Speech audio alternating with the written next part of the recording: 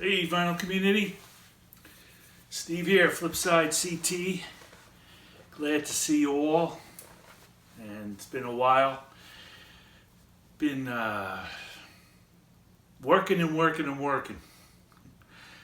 As I stay home on my job, I put in long hours, and by the end of the evening I'm just sort of fried and wanted to basically mellow out. Been listening to music on and off. Been watching some videos.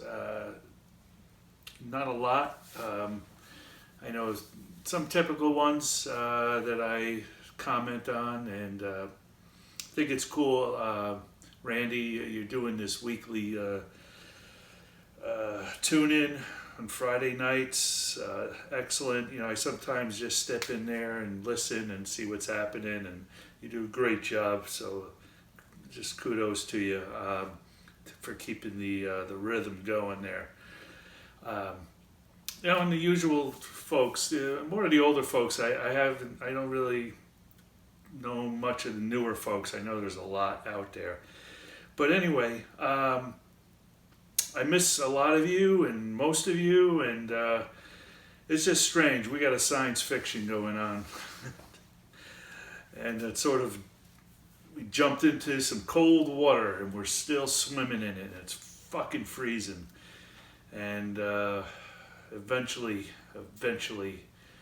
it'll get warmer, that water. So very bizarre. And I don't go out anywhere. I play it cold, stay home with my wife. I got this new iPhone, so that's why I got kind of psyched to jump in and get something cooking here. The punk documentary, it's just sitting in front of me to continue. I really got to be focused because of a lot of my work hours that I do and my wife's business. My focus has been taken away.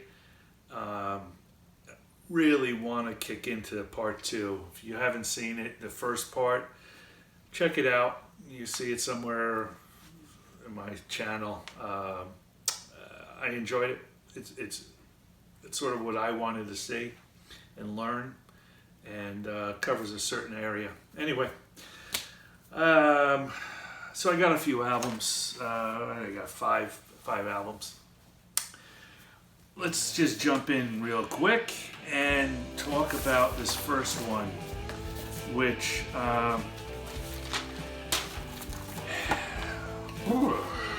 Magnolia Electric Company. My friend Mike turned me on to this. What Comes After the Blues? This is from 2005, and it's their second album. It's a fellow named Jason Molina.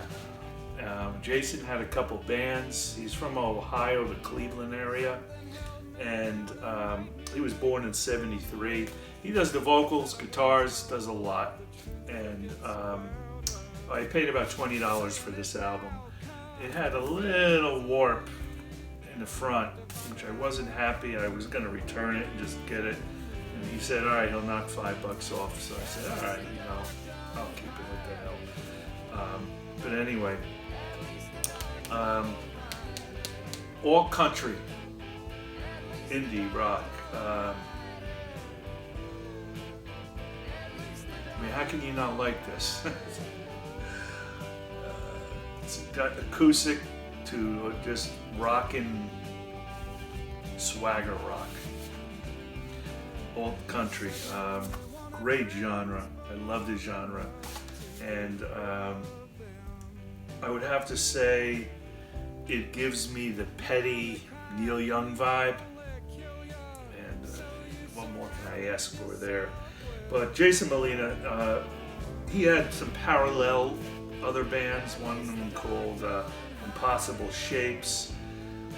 This band, Magnolia Electric Company, had 5 albums from 2003 to 2009, all real good.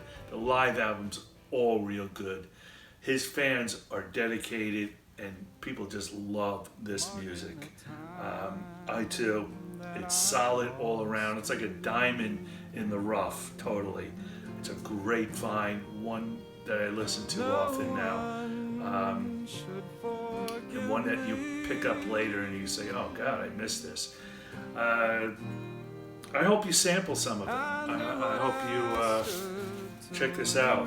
And comes with this lyric sheet. I don't know why they have to give credits to somebody who created the lyric sheet and just typed something up. I mean, really, the song he writes about typical loneliness, depression, and it does include some shining light and hope though, and helps bring somebody back up. It could be uplifting, some of the songs. So it's recorded live in the studio. First side is the band, and great guitar works and sound. I just love the sound. And the second side is more of the acoustic, a little like Neilish. And recording live is like another, in the studio is like another great rock and roll accomplishment a lot of bands have. When they go in there, they know what they're doing and they put it down just as is. This one delivers, folks.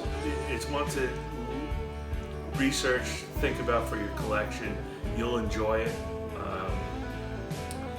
And not to be a downer, but Jason did pass in 2013. He had alcoholism and he had some organ failure. So we won't hear his music anymore except for this.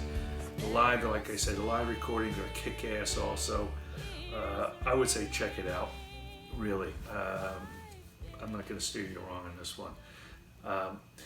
Okay, so I saw an announcement, and I think it's being pushed a lot right now. I'm a Stones head, Stones fan all my life.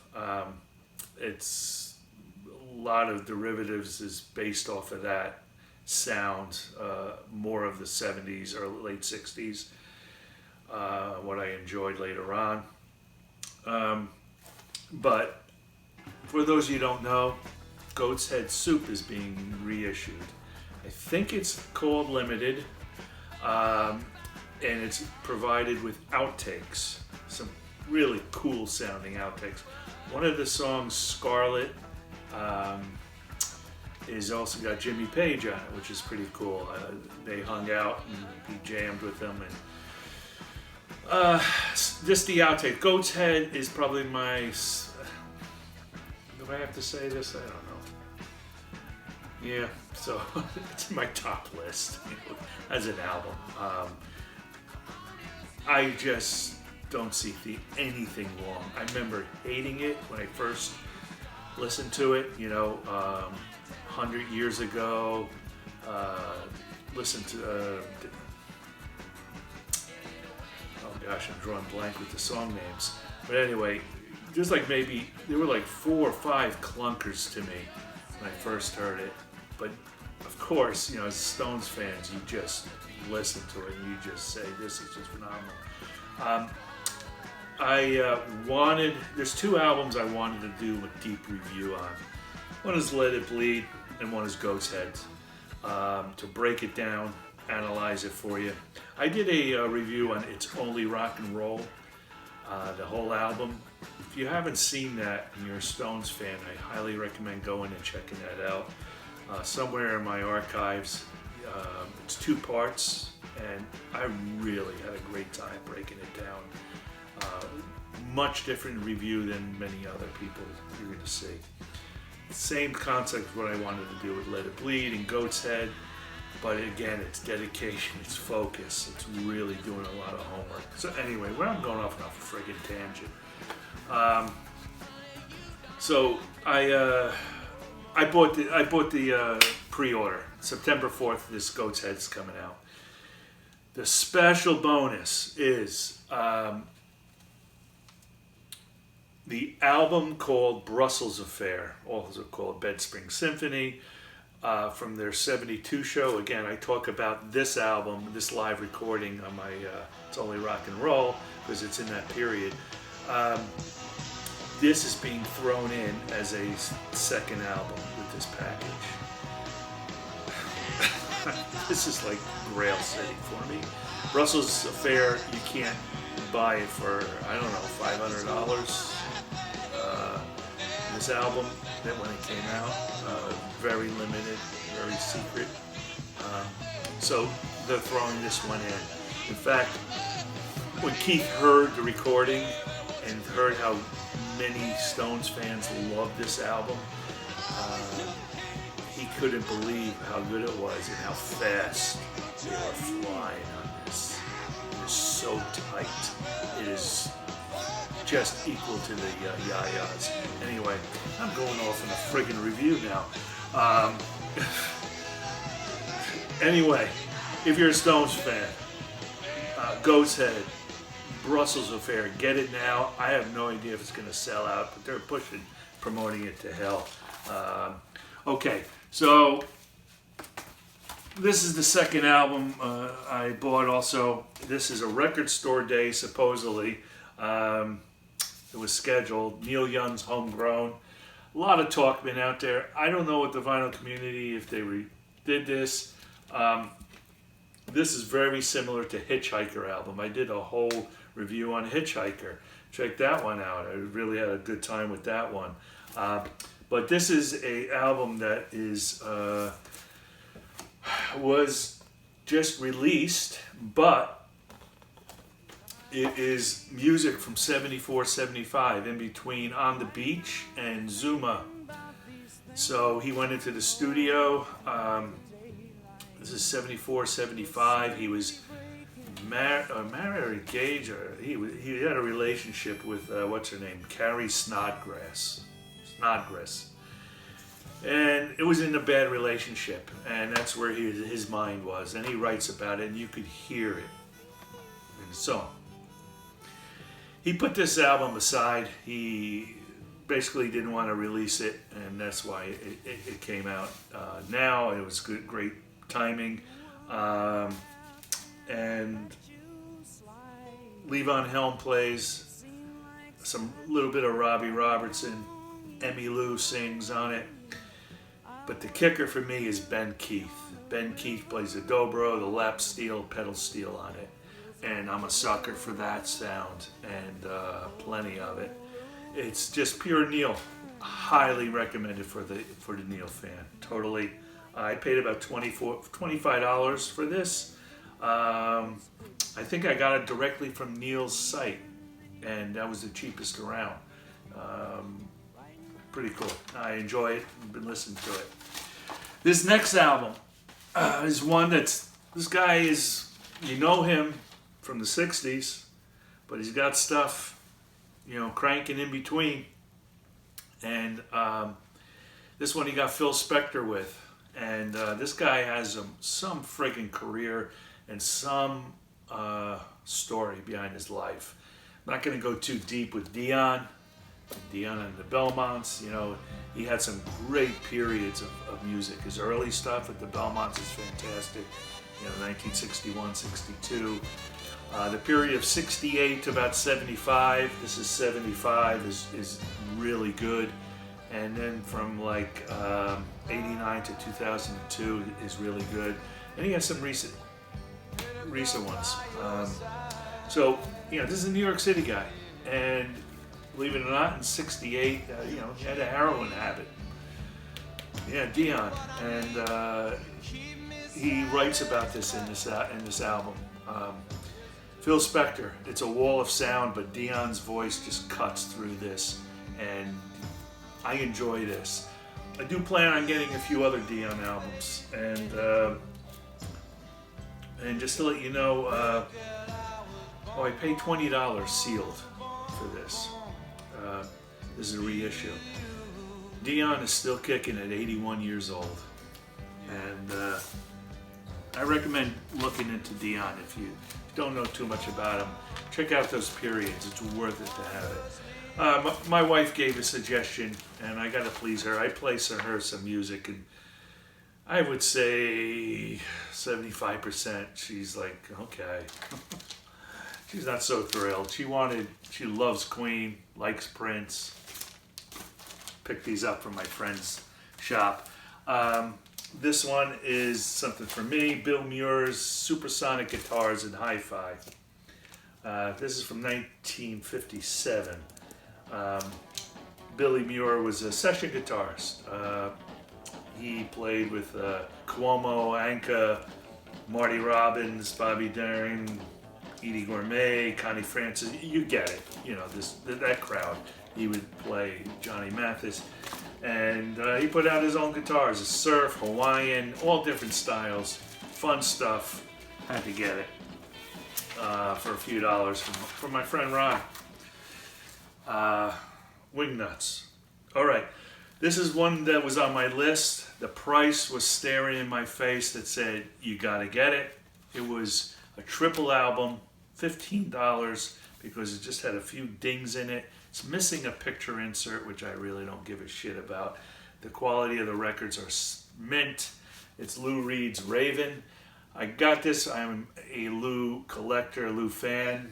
Oh yeah. I still got this showing. This is my Lou Reed library card from New York City. One day I'll get back there. So this is Lou from 2003, The Raven. Some spoken word. Willem Dafoe is on here. Buscemi, I think. Anthony sings with this. Edgar Allan Poe. It translates to some of his readings. Yeah, the warning is some of it's spoken word. People compare this to Metal Machine Music album as being a flop.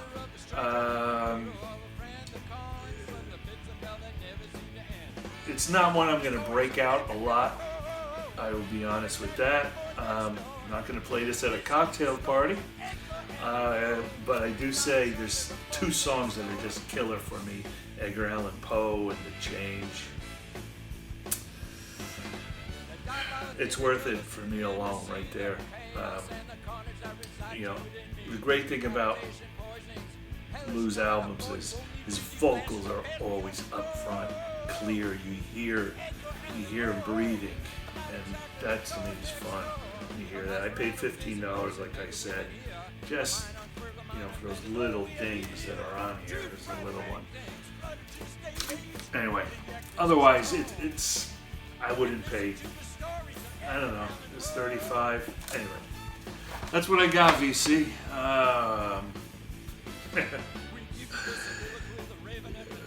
Yeah, I would like to sit here and rap. I just don't want to have a long video. Hopefully that gave you a little insight where I'm at. And yeah, you know the drill. You know the drill. We're still relaxing it and playing it safe. But we keep up with the rock and roll. Take care, VC. Bye-bye.